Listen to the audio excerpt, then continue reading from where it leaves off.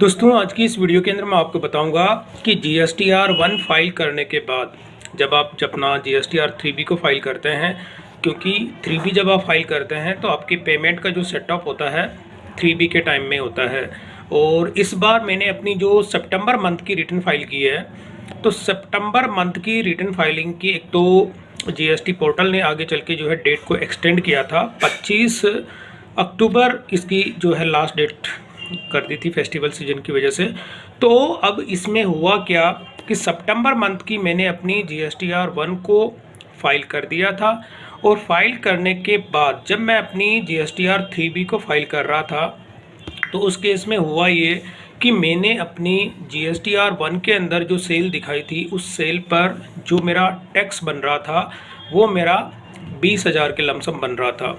अब होता क्या है कि सितंबर मंथ के अंदर जो सप्लायर था मेरा, उसने मेरा इनवॉइस जो होता है वो जनरेट नहीं किया, और अपनी रिटर्न के अंदर मेरे वो B2B का जो इनवॉइस था उसकी एंट्री GSTR 1 के अंदर फाइल नहीं की। तो अब सप्लायर ने जो है GSTR 1 फाइल के अंदर जो मेरी एंट्री थी, मतलब मेरा इनवॉइस था, जनरेट ही नहीं किया। तो उसने अपनी रिटर्न के अंदर जब मेरा इनवॉइस उसने नहीं दिखाया तो मुझे उसका ITC नहीं मिला, और उसके ITC ना मिलने से मुझे मेरे बैंक अकाउंट से जो टैक्स अमाउंट था अप्रॉक्स 10,000 की वैल्यू थी वो, जो कि मुझे मेरे बैंक अकाउंट से पे करना पड़ा। तो अब इसका जो स्नेरियो है, क्या स्नेरियो है, और प्रैक्टिकली मैं आप लोगों को सारी चीज़ें यहाँ पे एक्सप्लेन करूँगा कि अगर इन फ्यूचर आपके साथ भी इस तरह की चीज़ें अगर होती है तो आपको क्या करना है, क्या नहीं कर सकते हैं, वो सारी डिटेल्स जो होती है मैं यहाँ पर एक्सप्लेन करूँगा। तो सबसे पहले मेरा टैक्स का जो पोजीशन है, यानी कि आप ये सीट देख रहे हैं एक्सेल की, इसमें मैं आपको टोटल ये एक्सप्लेन करना चाहूँगा कि GST पोर्टल पर जब मैं 3B फाइल कर रहा था तो मेरे जितने भी कैश लेजर में कितना बैलेंस था, इलेक्ट्रॉनिक क्रेडिट लेजर में कितना बैलेंस था, मेरे को ITC कितना मिला, मेरी लाइबिलिटी कितनी थी, और मैंने उसकी जो पेमेंट की थी वो किस हिसाब से की है, कैसे आप इसमें जो है PMT 09 को यूज़ करेंगे, पेमेंट ट्रांसफ़र करेंगे, क्यों करेंगे, क्या ज़रूरी है, क्या नहीं है, ये सारी चीज़ें मैं यहाँ पर आपको एक्सप्लेन करूँगा। तो सबसे पहले मैं सिनेरियो आपको समझा दूँ कि मैंने अपनी सितंबर मंथ की जो रिटर्न फाइल की है GSTR 1, उसके अंदर मेरी लाइबिलिटी बनती है IGST 19,088 रुपये, ये मेरी IGST है, और उसमें CGST मेरा बनता है 261 रुपये 51 पैसा, SGST है 261 रुपये 51 पैसा। तो टोटल मेरी लाइबिलिटी कितनी है, मतलब GSTR 1 की अकॉर्डिंग 19,611 रुपये 4 पैसे की, जो कि मुझे गवर्नमेंट को पे करने हैं GSTR 1 की अकॉर्डिंग। अब सेकंड वाला सिनेरियो होता है एलिजिबल ITC, मतलब मेरे उस मंथ के अंदर मेरे को जो ITC मिला वो कितना मिला। मेरे को जो ITC मिला था जिसमें IGST है 7,845 रुपये 34 पैसा, और CGST है 148 रुपये 73 पैसा, SGST भी 148 रुपये 73 पैसा, और टोटल मिला के 8,142 रुपये 80 पैसा। तो यानी कि मेरी लाइबिलिटी तो 19,000 की बन रही थी और मेरे को ITC मिला 8,000 का। तो अब इसमें होता क्या, मुझे जो पे करना था, तो मेरा यहाँ पे टैक्स जो बन रहा था टोटल IGST है 11,242 रुपये और 68 पैसा, CGST जिसमें 112 रुपये 78 पैसा, और SGST है 112 रुपये 78 पैसा। तो टोटल मेरे को टैक्स पे करना है 11,468 रुपये 24 पैसा। तो ये ऊपर की जो टेबल थी इसका सिनेरियो मैंने आपको समझा दिया। अब मेरे को जो टोटल टैक्स पे करना है 11,468 रुपये 24 पैसे का, लेकिन मैं यहाँ पे ये चाहता था कि मेरे इलेक्ट्रॉनिक जो कैश लेज़र है उसमें बैलेंस यहाँ पे कुछ रखा हुआ है, यानी कि 715 रुपये IGST में पड़ा हुआ है, CGST के अंदर 598 रुपये पड़े हुए हैं, और SGST के अंदर 398 रुपये पड़े हुए हैं। तो टोटल मेरा इलेक्ट्रॉनिक कैश लेजर 1711 रुपये का मेरे बैलेंस पोर्टल पे अवेलेबल था, मतलब जब मैंने GSTR 3B को फाइल नहीं किया था। तो अब यदि मैं सेम अगर इसी कंडीशन में अगर मैं चेंज नहीं करता और अपनी रिटर्न फाइल करता, तो यहाँ पर मैं जो इलेक्ट्रॉनिक कैश लेजर और इलेक्ट्रॉनिक क्रेडिट लेजर में ज़ीरो, वहाँ पर कोई मेरा बैलेंस नहीं था, तो वहाँ पे ज़ीरो है। तो अब सबसे पहले अगर मैं यहाँ पर मेरे इलेक्ट्रॉनिक कैश लेजर के बैलेंस को नहीं छेड़ता तो होता क्या, मेरी यहाँ पे टैक्स की लाइबिलिटी CGST 112 रुपये बन रही है। तो यहाँ पर क्या होगा, जब मैं अपनी 3B को फाइल करूँगा तो IGST में से 715 रुपये हैं वो लेस हो जाएंगे। मतलब प्रैक्टिकल मैं बता रहा हूँ कि अगर मैंने जैसे 3B फाइल करूँगा तो मुझे मेरे बैंक अकाउंट से कितना पेमेंट करना होगा। तो सबसे पहले पोर्टल पे क्या होगा कि ये जो 11,242 रुपये है इसमें से ये कैश लेजर में से माइनस कर देगा IGST में जो बैलेंस रखा हुआ है 715 उसको। तो मैंने यहाँ पर ये बैलेंस तो एंटर, तो जैसे मेरा फिर लाइबिलिटी कितनी होगी 715 रुपये उसने मेरे कैश लेजर में से निकाल लिया IGST के सेक्शन में से। तो यहाँ पर मेरी 10,527 की लाइबिलिटी हो गई IGST की। और अब ठीक इसी तरह से CGST के अंदर मेरी लाइबिलिटी 112 रुपये 78 पैसे मुझे पे करने हैं। तो CGST भी क्या करेगा, इसमें से जो 598 रुपये है इसमें से ये लेस हो जाएंगे 112 रुपये।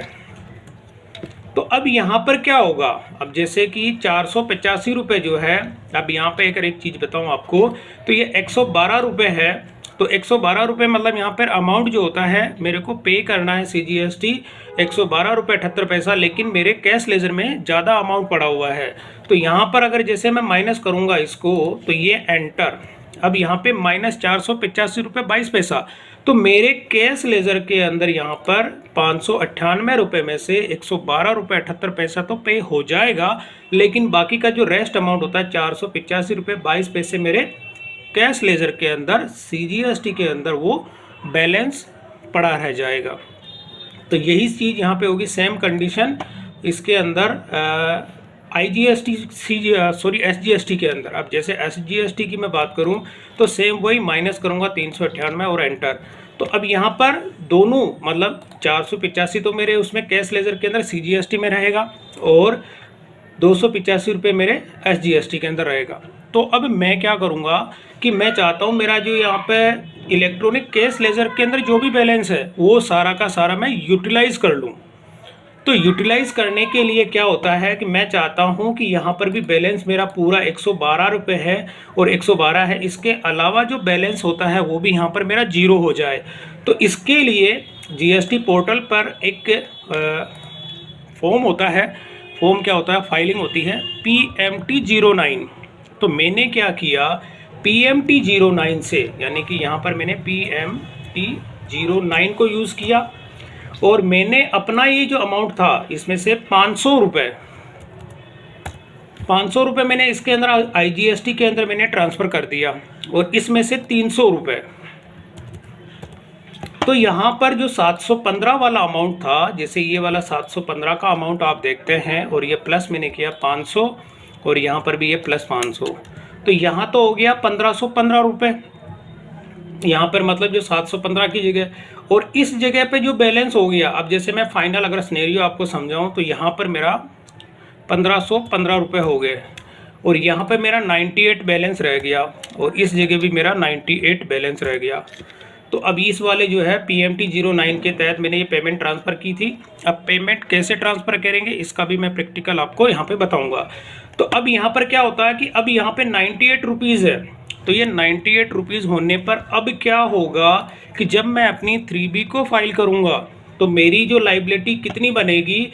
तो अब मैं आपको यहाँ पे बता देता हूँ कि जैसे 3B जब मैं फाइल करूँगा तो सबसे पहले 11,000 में से ये माइनस कर लेता हूँ मैं 1515 रुपये। तो अब मेरी 9,727 रुपये मेरी यहाँ पर ये लाइबिलिटी हो गई कि मुझे IGST की पेमेंट करनी है अपने बैंक अकाउंट से। और अब यहाँ पर जो है CGST अमाउंट है और SGST की कैलकुलेशन कैसे करेगा पोर्टल वो भी समझा देता हूँ। अब यहाँ पर मेरी लाइबिलिटी है 112 रुपये 78 पैसा, इसमें से मैंने इसको माइनस किया 98 को। तो अब यहाँ पे 14 रुपये 78 पैसा ये मेरे बैंक से पे करूँगा मैं, क्योंकि यहाँ पर ये बैलेंस 0 हो जाएगा। और उसके बाद ठीक यही आपको इसी के साथ होगा, SGST के साथ माइनस मैं करूँगा और यहाँ पर 98।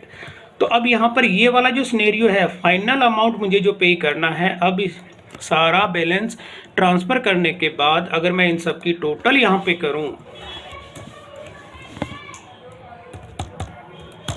तो मेरा जो फाइनल चालान जो क्रिएट होगा, यानी 3B जब मैं फाइल करूंगा तो मेरा जो चालान क्रिएट होगा यहाँ पे 9,757 रुपये 24 पैसे का यहाँ पर मेरा चालान क्रिएट होगा। अब इसी चीज़ को मैं प्रैक्टिकल आप लोगों को समझा दूं तो प्रैक्टिकल का मतलब होता है कि जब मैंने अपनी 3B को फाइल कर रहा था तो यहाँ पर ये कैलकुलेशन मैं आपको दिखा दूं, हाईलाइट करके थोड़ा सा रख लेता हूँ, क्योंकि मेरा जो टैक्स की जो लाइबिलिटी बनेगी वो यहाँ पर 9,757 रुपये और 24 पैसे का है। तो अब ये कैलकुलेशन मैंने पूरी समझा दी और बाकी का यहाँ पर लेजर जो है ये कैश लेजर में 000 बैलेंस हो जाएगा। अब मैं प्रैक्टिकली आपको दिखाऊं कि जैसे मैंने जब 3B को फाइल किया तो यहाँ पे PMT 09 के तहत जो मैंने पैसा ट्रांसफ़र किया, किस तरह से आप करेंगे, पहली चीज़ तो वो।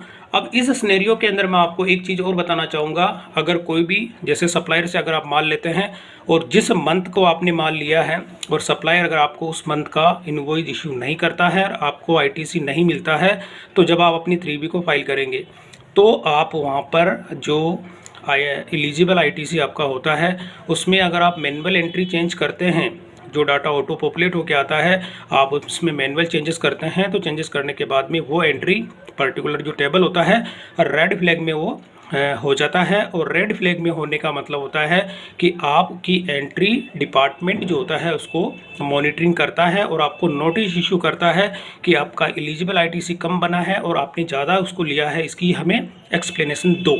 तो ये चीज़ें आप अगर लेते हैं तो आपके पास प्रॉपर इनवॉइस हो तभी आप वो चीज़ करें, अदरवाइज़ उसको कभी भी आप ना छेड़ें, क्योंकि नोटिस मिलने के बाद में आपको पेनल्टीज़ जो होती है उसमें लग सकती है। तो ये चीज़ होगी। अब मैं इसका अगर प्रैक्टिकल दिखाऊं तो वो वीडियो ये वाला है, यहाँ पर मैंने पूरा सिनेरियो आपको एक्सेल के अंदर समझाया था। तो इसमें आप देखते हैं कि जब मैंने अपनी 3B को फाइल नहीं किया था तब मेरा कैश लेजर के अंदर जो बैलेंस है 715 रुपये मेरा IGST में है और CGST में 598 रुपये, SGST में 398 रुपये है। तो अब यहाँ पर जब मैं इसको प्ले करके आपको दिखाऊँ तो मैंने क्या किया, सबसे पहले ये जो बैलेंस था इसको मैंने CGST और SGST के अमाउंट को PMT 09 के थ्रू जो होता है मैंने अपने IGST अमाउंट के अंदर ट्रांसफ़र किया। तो अब यहाँ पर मैं आपको दिखाता हूँ, जब आप कैश लेजर में जाते हैं तो यहीं पर आपको PMT 09 का ऑप्शन देखने को मिलता है। जैसे मैं प्ले करके दिखाऊँ तो आप जाएंगे सर्विसेज और लेज़र और इसी के अंदर जो है ये PMT 09 का फॉर्म होता है। अब यहाँ पर मैं हेड सेलेक्ट करूँगा तो CGST और इसमें से टैक्स और यहाँ पर वो अमाउंट आ गया। अब मैंने 500 रुपये सेलेक्ट करूँगा, यहाँ पे IGST में ट्रांसफ़र करना है, टैक्स वाले कॉलम ये भी आपको ध्यान में रखना है। तो टैक्स वाले कॉलम में जैसे करेंगे, इसको आप यस करेंगे तो यहाँ पर वो 500 रुपये का हो गया। अब मैं यहाँ पे जो CGST का है वो भी यहाँ पे 300 रुपये का यहाँ पे जो होता है IGST में ट्रांसफ़र करूँगा, टैक्स वाले सेक्शन में करूँगा, क्योंकि टैक्स वाले में करेंगे तभी इसकी जो पेमेंट होती है उसके अंदर वो हो पाएगी। तो इस तरह से जो ये होता है आप देखते हैं यहाँ पे जो मैंने क्या किया, CGST और SGST के अमाउंट को 500 रुपये 300 रुपये वहाँ पे मैं ट्रांसफ़र कर रहा हूँ। और ट्रांसफ़र करने के साथ ही जैसे मैं इसको फाइलिंग का प्रोसेस कंप्लीट करता हूँ, मैंने सेलेक्ट किया और सेलेक्ट करने के बाद में ये सिंपल सा प्रोसेस होता है, आप PMT 09 करेंगे, यस करेंगे और यहाँ पे आपको बाकी की जो प्रोसेस होती है वो आपको कंप्लीट करनी होती है। अब कंप्लीट करने के बाद में अगर मैं इसका दिखा दूँ आपको, तो अब ये देखिए जैसे मैंने अपना PMT 09 कंप्लीट किया तो कंप्लीट करने के बाद में जो लेजर बैलेंस होता है CGST में यहाँ देखते हैं 98 और SGST में भी 98 और यहाँ पे 1515 रुपये जो मैंने एक्सेल सीट के अंदर भी आप लोगों को एक्सप्लेन किया था, यहाँ पे आप देखते हैं कि मैंने 1515 रुपये हो गया PMT 09 के थ्रू जो मैंने पेमेंट ट्रांसफ़र की थी। अब उसके बाद में क्या होता है कि अब मैं जब रिटर्न अपनी फाइल करूँगा, अब रिटर्न फाइल करने पर जो 3B जो होता है इसकी पेमेंट कैसे होगी। अब मैं रिटर्न फाइल कर रहा हूँ और सितंबर मंथ की मैं कर रहा हूँ अपनी, यहाँ पे जैसे मैंने सितंबर सेलेक्ट किया और यहाँ मेरे आप देखते हैं GSTR मैंने फाइल कर दिया और 3B मैं अपनी फाइल कर रहा हूँ। तो 3B के अंदर जो लाइबिलिटी थी, अगर यहाँ पर आप देखते हैं कि मैंने जो इसके अंदर लाइबिलिटी आपको बताई थी कि 3B के अंदर मेरी लाइबिलिटी कितनी 19,088 रुपये 2 पैसा है। जो IGST है, CGST में 261 रुपये 51 पैसा। अगर ये सीट के अंदर मैं दिखाऊं तो आप देखेंगे वही अमाउंट मैंने यहाँ पे लिया है और 261 रुपये 51 पैसा। और एलिजिबल ITC भी मैं आपको दिखा देता हूँ। तो अब यहाँ पर मैंने दिखा दिया, एलिजिबल ITC भी आप देखते हैं तो 7,845 रुपये का है। अब मैंने क्या किया, इसको जैसे मैं प्रोसीड कर रहा हूँ तो यहाँ पर ये कैश लेजर बैलेंस दिखाता, क्रेडिट लेजर का बैलेंस भी दिखाता है। अब इसको कंप्लीट करने पर चालान कितने का जनरेट होगा, यहाँ पर मैं आपको बता दूं कि जैसे ये वाला तो पूरा दोनों लेजर के अंदर बैलेंस दिखा देता है कि भाई आपका टोटल जो होता है कितना आपका बैलेंसर कितनी पेमेंट यहाँ से हो रही है। अब जो चालान क्रिएट होगा, अब जैसे चालान कितने का क्रिएट होगा ये चीज़ भी मैं आपको बता देता हूँ। जैसे ये प्रोसेस कंप्लीट होगा तो अब यहाँ पर आप देखते हैं, ये वाली थोड़ा सा मैं स्टॉप कर देता हूँ। अब यहाँ पर मैंने आपको बताया कि मेरा जो एडिशनल होता है, मतलब इस वाले कॉलम में आप देखते हैं एडिशनल कैश रिक्वायर्ड, यानी एडिशनल कितनी पेमेंट की ज़रूरत है, 9,728 रुपये और 15 रुपये 15 रुपये। अब ये वाला जो पेमेंट होता है, जैसे 9,728 रुपये और 15, तो मैं अगर अपनी सीट आपको दिखाऊं तो मैंने आपको कितना बताया था, 9,727 रुपये। और यहाँ पर अगर सीट के अंदर एडिशनल जो रिक्वायरमेंट होती है वो कितनी है, अगर मैं इसमें बताऊँ आपको 9,728, तो 9,728 ही है, क्योंकि 27 रुपये 68 पैसा है, तो ये 9,728 की पेमेंट है। और यहाँ पर 15 रुपये हैं, तो मैंने आपको यहाँ पर बताया था 14 रुपये 78 पैसा, तो 14 रुपये 78 पैसा 15 रुपये ही होते हैं। और यहाँ पर भी ये हो गया 14 रुपये 78 पैसा, टोटल 9,757 रुपये 24 पैसा। तो 9,757 रुपये 24 पैसे का मेरे को टोटल चालान क्रिएट हुआ है। अगर मैं जैसे यहाँ पे प्ले करके आपको दिखाऊं और जैसे मैं इस प्रोसेस को कंप्लीट करूंगा तो चालान का जो टोटल अमाउंट होता है वो यहाँ पर आपको देखने को मिलेगा। तो ये वाला जो सेक्शन होता है इसमें देखते हैं भी यूटिलाइज बैलेंस कितना हो गया, आपने 1515 है उसको यूटिलाइज कर लिया, और इसके बाद में 98 था जो बैलेंस बचा था PMT 09 से ट्रांसफ़र करने के बाद। और फाइनल जो अमाउंट होता है कि आपको ये पे करना है। जैसे मैं यहाँ पे करता हूँ make payment post credit ledger जो होता है इसके थ्रू आपको पेमेंट करनी होती है। जैसे मैं यहाँ पे क्लिक करूँगा और क्लिक करने के साथ ही चालान क्रिएट पे नहीं करना, make payment post credit ledger जो होता है आपको इस पर क्लिक करना है। तो ये चालान पे आपको नहीं करना है, मैं आपको पहले बता दूं। अब यहाँ पे आप एक चीज़ और थी, क्योंकि चालान जो होता है यहाँ पे आपको बैंक में जो चालान जब आप जाके जमा करते हैं तब आपको ये क्रिएट करना होता है। अब अगर मैं यहाँ पर आपको ये बैलेंस जो दिखाऊं तो यहाँ पर आप देखेंगे कि मेरा जो चालान कितने का क्रिएट हो रहा है। तो मैं आपको ये बता दूँ 9,758 रुपये का यहाँ पर मेरा चालान क्रिएट हुआ है।